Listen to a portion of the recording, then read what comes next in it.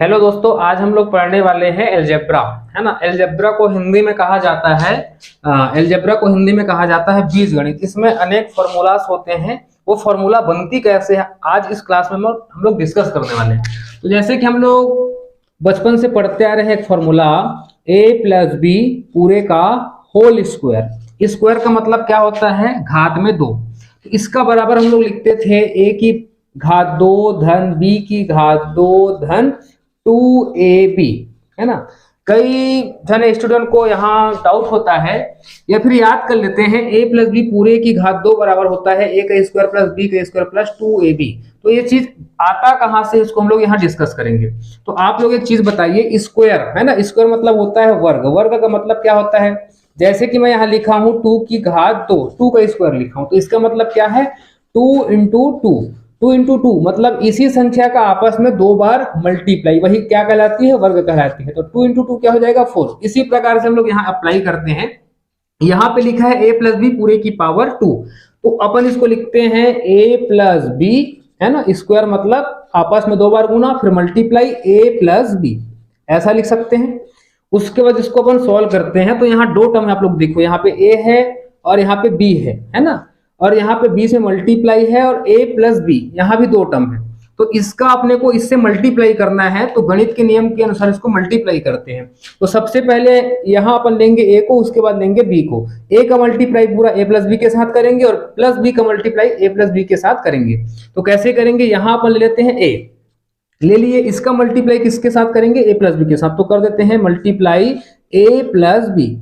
उसके बाद क्या बचा, a हो गया, अब b बचा, तो b को लेंगे। b किस में है, पॉजिटिव में है, तो यहाँ लेंगे प्लस b मल्टीप्लाई पूरा इसका मल्टीप्लाई भी इसके साथ करेंगे, तो ये हो जाएगा a प्लस बी, है ना। यहां तक कर लेंगे, कोई दिक्कत नहीं है। उसके बाद आगे की प्रक्रिया थोड़ा सा आप लोग ध्यान से देखेंगे। a का मल्टीप्लाई a के साथ होगा और ये वाला a का मल्टीप्लाई b के साथ होगा। उसी प्रकार से b का मल्टीप्लाई a के साथ होगा और ये वाला b का मल्टीप्लाई भी b के साथ होगा। तो a मल्टीप्लाई a अपन करते हैं, जैसे कि मैं करता हूं 2 इंटू टू, तो क्या होता है 4। उसी प्रकार से a इंटू a करूंगा तो ये 2a नहीं होगा, ये हो जाएगा a का स्क्वायर, है ना। तो a मल्टीप्लाई a क्या हो जाएगा, a का स्क्वायर। उसके बाद अपन ध्यान देंगे, a किसमें है, पॉजिटिव में है, कुछ नहीं है मतलब सामने पॉजिटिव है, यहाँ भी कुछ नहीं है मतलब पॉजिटिव, तो यहाँ लगा देंगे पॉजिटिव। उसके बाद a का मल्टीप्लाई करेंगे प्लस b के साथ, दोनों पॉजिटिव में है, तो a का मल्टीप्लाई b के साथ करेंगे तो हो जाएगा a into B, A B, ये वाला हो गया यहाँ तक। उसके बाद इसका इससे करेंगे, ये प्लस पॉजिटिव में, यही पॉजिटिव है, तो ये पॉजिटिव हो जाएगा। b मल्टीप्लाई ये, तो क्या हो जाएगा b a, है ना। उसके बाद प्लस बी का प्लस बी के साथ मल्टीप्लाई करेंगे तो क्या हो जाएगा, जैसे कि हम लोग किए थे यहाँ a इंटू ए, तो a का स्क्वायर हुआ, तो उसकी उसी प्रकार से b इंटू बी क्या हो जाएगा, b का स्क्वायर। तो यहाँ रख देंगे b इंटू बी क्या हो जाएगा, b का स्क्वायर, है ना।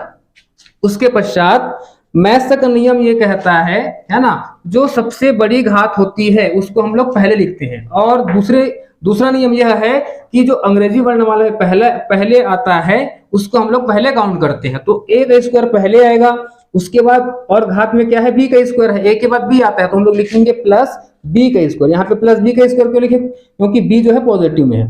उसके बाद अपन यहाँ a b है और यहाँ b a है, तो b a को मैं लिख सकता हूँ a b। क्यों लिख सकता हूँ, जैसे कि मैं 2 गुना 3 करता हूं या फिर 3 गुना 2 करता हूं, तो 2 तिया होगा 6 और 3 गुनी होगा 6। उसी प्रकार से a इंटू बी लिखूं चाहे b इंटू ए लिखूं, मतलब एक ही है। तो b a के जगह अपन क्या लिखें, ए बी।